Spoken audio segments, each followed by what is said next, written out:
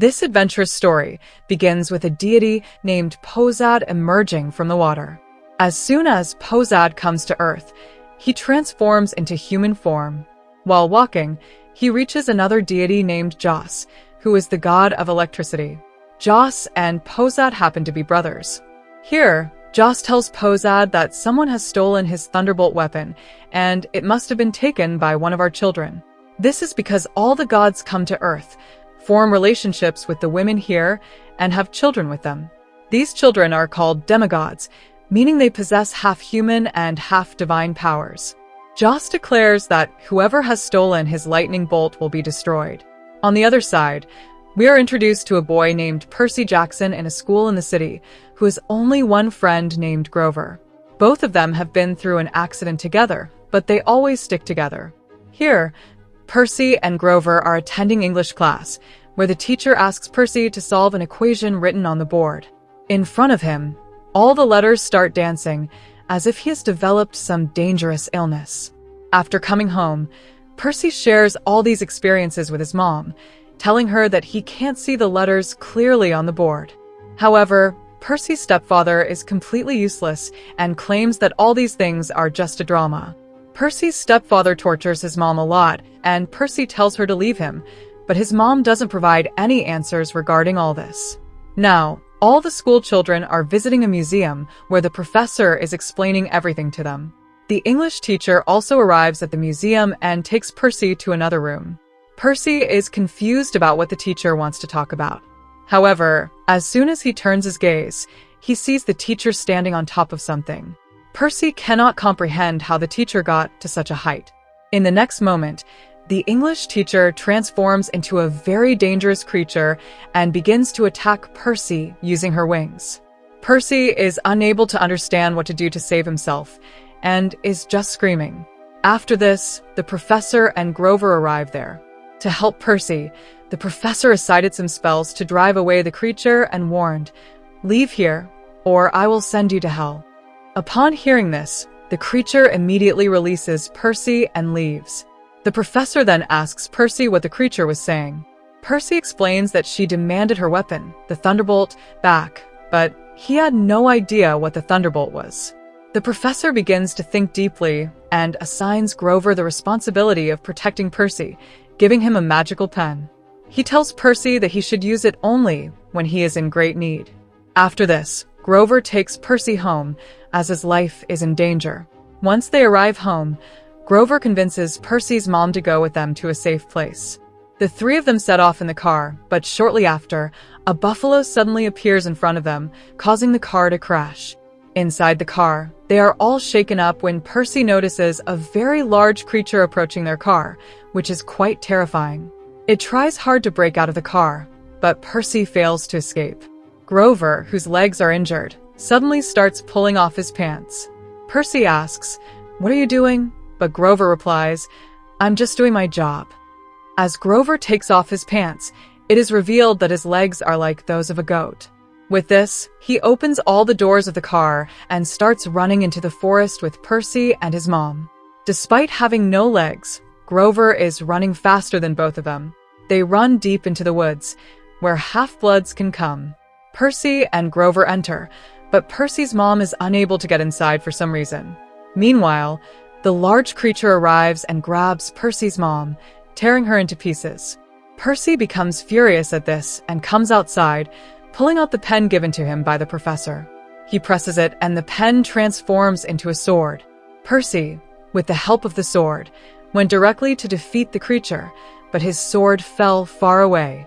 The demon tried to take Percy's life using its strength, but Percy moved just in time, causing the demon to crash into a tree. Percy used the opportunity to stab the demon in the belly, which instantly killed the monster. However, Percy fainted from the intensity of the battle for the first time. When Percy regained consciousness, he felt as if it was all a dream. But seeing Grover's legs confirmed to him that this was reality. Grover then took Percy to show him all the other students. In fact, it was a whole colony where demigods lived. Demigods are the children of gods, born from the union of gods and humans, meaning they are half human and half god. Percy had a hard time believing he could be the son of a god, feeling that he had no powers. Grover reassured him that there must be something special about him, which is why he could come here. Percy's mom wasn't a demigod, so she couldn't enter this place. Suddenly, the professor who used to teach Percy appeared before him. The professor had a half-human, half-horse body and was there to keep an eye on Percy and protect him.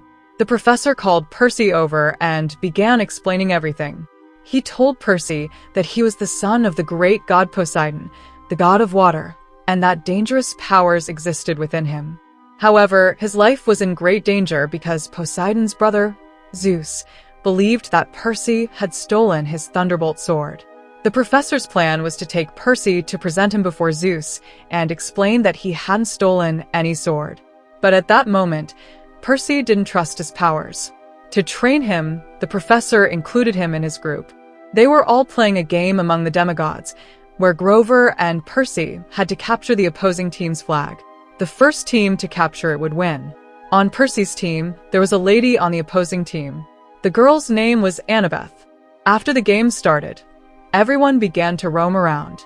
Percy cleverly decided to go for the opposing team's flag when Annabeth appeared before him, attacking with her sword. Since Percy had never done anything like this before, he couldn't stand up to Annabeth, and she easily defeated him. Suddenly, Percy heard a voice saying, "Go towards the water. It will give you strength." It was the voice of Percy's father, Poseidon.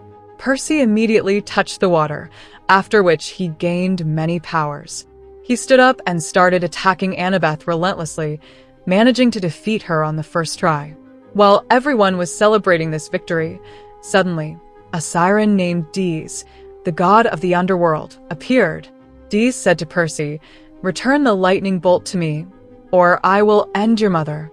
He explained that Percy's mother was not dead, but was imprisoned in the underworld, and if Percy wanted her alive, he needed to bring the lightning bolt to him. Percy thought about everything and set out at night to save his mother. Grover and Annabeth decided to accompany him on this journey. Before they set off, the three of them went to Luke because he had all the maps needed to reach the gates of the underworld. Luke told them they would need 3 pearls to get to the underworld. As they collected the pearls, they would find the path to the next one. After explaining all the technical details, Luke provided Percy with a pair of flying shoes and several gadgets that might help them on their journey. To obtain the first pearl, they arrived in a garden where many pearls were placed. The 3 of them split up to search for the first pearl. Just then, a woman rushed towards Annabeth, crying that someone had turned her husband to stone. Annabeth realized that this was the dangerous, whose eyes would turn anyone who looked into them into a statue. Suddenly, the witch appeared before them. Annabeth closed her eyes, but the lady managed to look into the witch's eyes, causing her to completely turn to stone. Percy and Grover also realize this, so they attack the witch's shadow. Annabeth is completely safe, and she grabs Percy, telling him to let himself go. Just then, Annabeth drives back and hits the witch with her vehicle, giving Percy a great opportunity to draw his sword and cut off the witch's head. They find the first pearl, and Percy keeps the severed head with him, as it might be useful later. Now, the 3 of them set off to find the second pearl, arriving at a museum where the second pearl is placed on the head of a giant statue of a goddess. Due to the high security during the day, they decide to stay in a room overnight. Once everyone leaves, they take the second pearl from the statue. As they do this, some security guards arrive and demand the lightning bolt back. In no time, the guards combine together, transforming into a very dangerous dragon. The dragon continuously attacks Percy and his friends, trying to eat them. Percy is doing his best, cutting off several heads of the dragon with his sword, but the dragon's severed heads regenerate and double in number. The 3 of them try to escape, but the dragon is relentless in its pursuit. Just then, Grover shows a bit of courage. He places the severed head of the witch in front of the dragon. When the dragon looks into the witch's eyes, it turns completely to stone. This way, they also obtain the second pearl. Now, only the last pearl remains. Following the lead to the third pearl, they arrive at a large night casino where everyone is enjoying themselves and playing their favorite games. Percy, Annabeth, and Grover are also having some fun there. They're offered a flower-type cake that likely contains something that diminishes their thinking capacity. However, Percy hears a voice warning him not to eat the flower, because it would trap you all here forever. When Percy refrains from eating the flower, he regains his senses and can see the third pearl. He quickly goes to his friends and brings them back to their senses, managing to obtain the third pearl. The security guards of the casino now pursue the three of them, and they quickly get into a car and leave, because if they stayed even a moment longer, they would be trapped forever. Now that they had all three pearls, they needed to reach the door mentioned by Luke as soon as possible. They directly arrive at the mountains of Hollywood, where something was written in Latin. The surprising thing is that Percy could read those letters quite easily. With his help, he opened the door, and the three of them went inside. There was a man present who said that only men could pass beyond this point. When Percy gave him some golden coins, the man agreed to take the three of them down the path to the underworld. In no time, they traveled and reached Hades' palace. As soon as they entered, they were attacked by some dangerous creatures. Just then, Dee's wife came and calmed them down, bringing Percy, Annabeth, and Grover to Dee's. Dees told Percy to hand over the lightning bolt quickly, but Percy had no idea about it. Hades became very angry upon hearing this and said that until Percy gave him the lightning bolt, he wouldn't release his mother. Seeing his mother, Percy panicked and tried to escape, but then Dees noticed something shining inside Percy's shield. Inside it was none other than the juice lightning bolt. Finally, Dees got the lightning bolt, so he began to hand over the four of them to the souls. But before Dees could do this, his wife snatched the lightning bolt and used it to attack Dees, knocking him unconscious. Dees' wife was very tired of him and wanted to get out of there. She managed to save Percy and his friends. Now, she guided Percy that he needed to quickly go to Zeus and give him the lightning bolt. Since they had three pearls, they would have to use them to think about Olympus so they could teleport there. Grover decided to stay behind. So, Percy, Annabeth, and his mom used all three pearls to teleport to the place from where Olympus could be accessed. But suddenly, a figure named Rio appeared and revealed that he had secretly hidden Zeus's lightning bolt inside Percy's shield, intentionally shifting all suspicion onto Percy. Rio beat Percy severely to take the thunderbolt from him. However, Percy used his water powers to continuously damage Rio. Rio underestimated Percy's strength, but after extensive training, Percy had mastered his powers. With a powerful move, he snatched the thunderbolt and directly reached Olympus, where Zeus and Poseidon were present. Zeus's time was running out, and he was about to destroy the entire world because he needed the thunderbolt at all costs.